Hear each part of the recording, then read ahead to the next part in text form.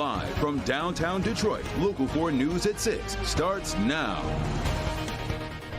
A woman stabbed to death in her own home. Now, 15 months later, there's no murder charge. And loved ones of the victim are telling the Local 4 investigators they feel the justice system is failing them. Thanks for joining us at 6. I'm Ty Steele. And I'm Damon Fernandez. You know, this story goes back to September of 2024 when a naked man entered a home in Pittsfield Township and killed 81-year-old Susan Hammerton. Ever since, Susan's family has been posing questions to police and the prosecutors. Yeah, and right now they want to know why the suspect, this man right here, Anthony Flanagan, is not going to trial for murder. Local 4 investigator Erica Erickson spoke with Susan's daughter today, and she says she feels the system is failing her family.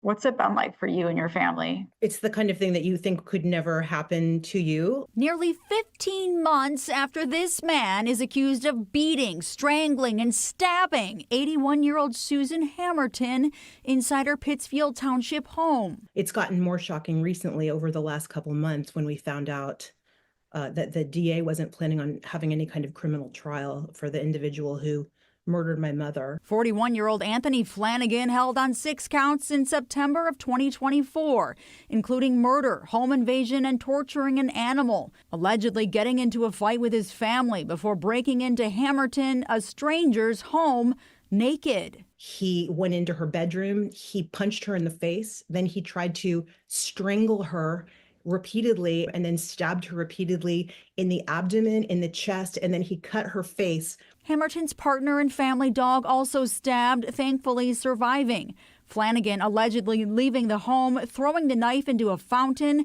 and running around the neighborhood trying to break into other homes. And since the horrific night, Hammerton's daughter, Ilana James, says her family's been denied access to police or toxicology reports and information.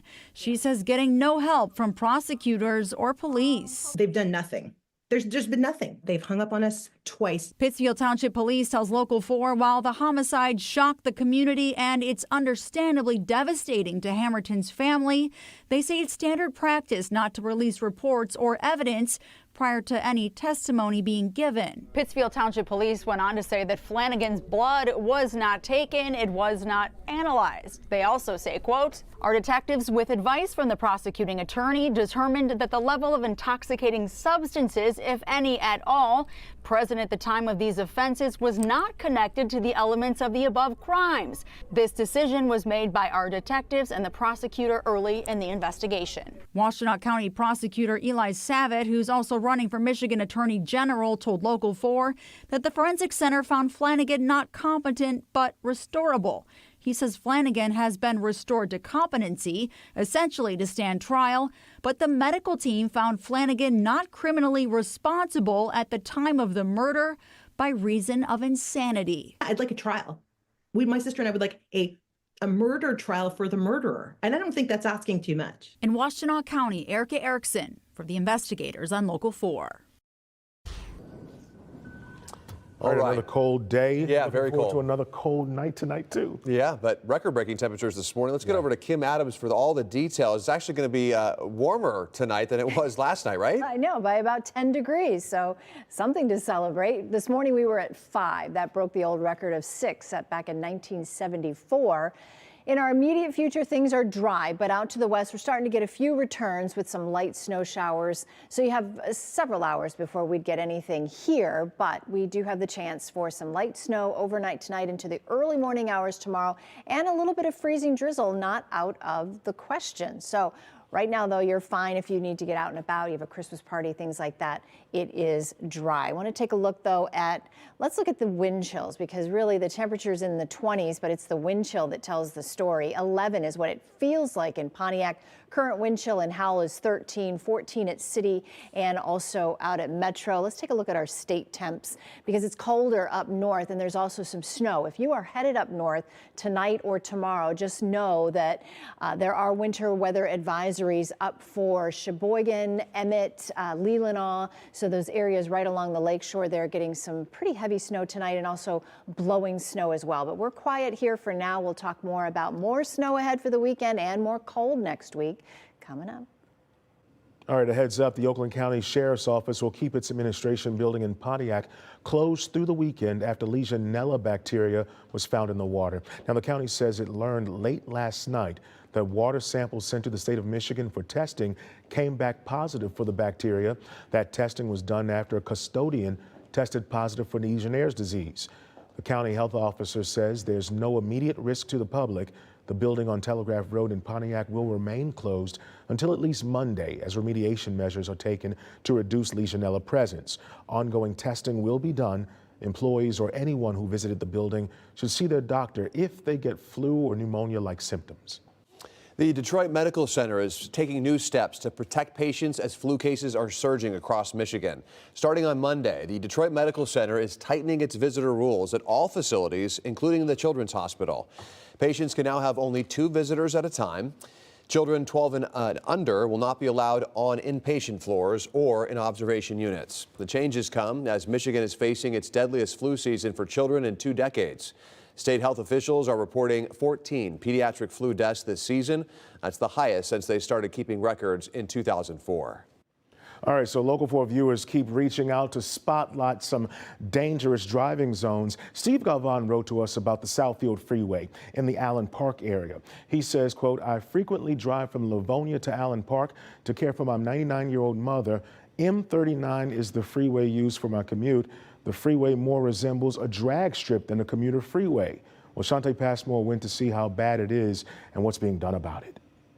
Hey there, so we are in the mobile newsroom and driving on the Southfield Freeway. For the most part, we've seen drivers adhering to the rules, but this guy, for he's going way too fast. The speed limit is 55 miles an hour. That is why a viewer reached out to me, hoping we could get this spot on MSP's radar. And we are learning from stunning research that a lot of wrecks have left people hurt, one even turning deadly. There's always a few who like to speed and weave in and out of traffic. Steve Galvin is sick of seeing it on M39. Have you had any close calls or have you witnessed any close calls? What did that look like? Oh yeah, it's scary. Brake lights come on, cars maneuver all over the place to avoid contact. It's also preventable. Look to your right. See how Drone 4 shows this silver vehicle rapidly passing the white vehicle on their left. What do you see on that freeway?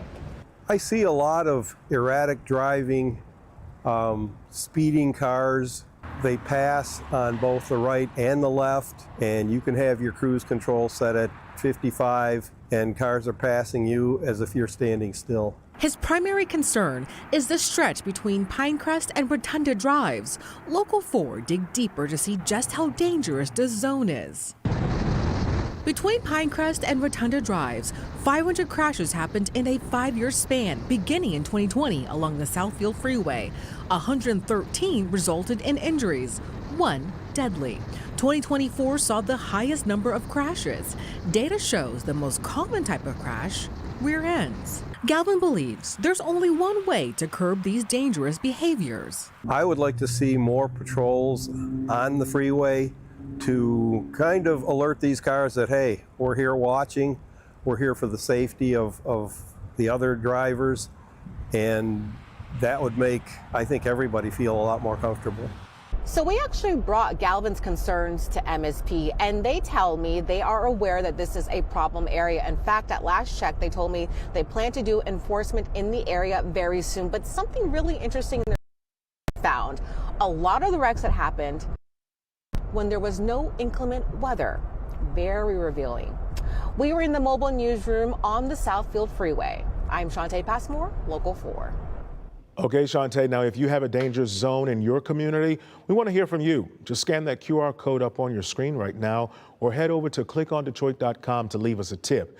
And you can find all of our investigations into these danger zones all around the metro area and hear the answers we're getting about making them safer. It's all on clickondetroit.com. It really is so unnerving when you're going the speed limit or a little bit faster and somebody's right on your backside just tailgating.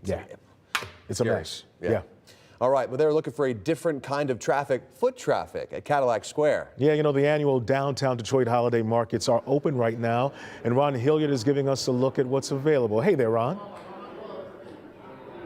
Ty and Damon, we have been talking about food options, retail options for clothing, and all kinds of things, but there's more to this initiative that's happening in downtown Detroit. Joining me is Carrie Easterday. How are you from the Downtown Detroit Partnership? I'm great. Thank you for having me, Ron. Now, one of the things that people can do is take part in a character hunt. What's that all about? Absolutely. It's such a fun initiative. So every Saturday through the end of December, we have a different character. And throughout the week, we identify the character on our social media site, and then we give out hints so that people can kind of discover history of our city, things about our small businesses by reading these clues and then trying to figure out where that character is going to be.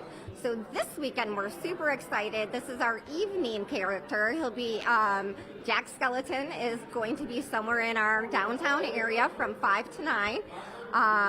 And we are having a photo contest in connection with this, asking people to find the character, take a photo, tag us on our Instagram site, and then on Monday, the following Monday, we will be giving out prizes to one lucky candidate. And I will tell you, and this might be a little bit of a hint for this weekend, is that this week's prize is 2 tickets to the Red Wings and a $250 gift card to Old Shillelagh. So make sure you come out and enjoy this wonderful adventure. And Carrie, that sounds exciting. Something else that I'm excited about, food. Timothy, you know, this is an amazing place. We're right here in Grand Trunk Pub. You are the owner. Tell us, what can people experience when they get here? What kind of discounts with this promotion as well? Sure. Well, I'll start with the discounts. When you come in and you spend $20, you get a free dessert here for the holiday season. And that includes the famous Saunders Bumpy Cake, as well as a gingerbread spice cake with a vanilla bean frosting. It's delicious. So, but then you can also expect all of our other great pub grub, gourmet pub grub. And yeah. Well, Timothy, you know, thank you so much for joining us. Thank you for this food. People can see it right here in person and get a taste of this as well, right here at Grand Trunk Pub. Thank you so much, Timothy Tharp. Really appreciate it. Back to you guys. Lots of good stuff going on. Hey, Ron, I don't know if you could hear us, but if your photographer can pan down, we didn't get a sense of what kind of food was available there. What's the spread? There we go. Oh, it all looks amazing right here. I'm a dessert guy. I'm all about entrees. This is amazing. It looks beautiful, doesn't it? Sure does. All right, Ron, thanks so much.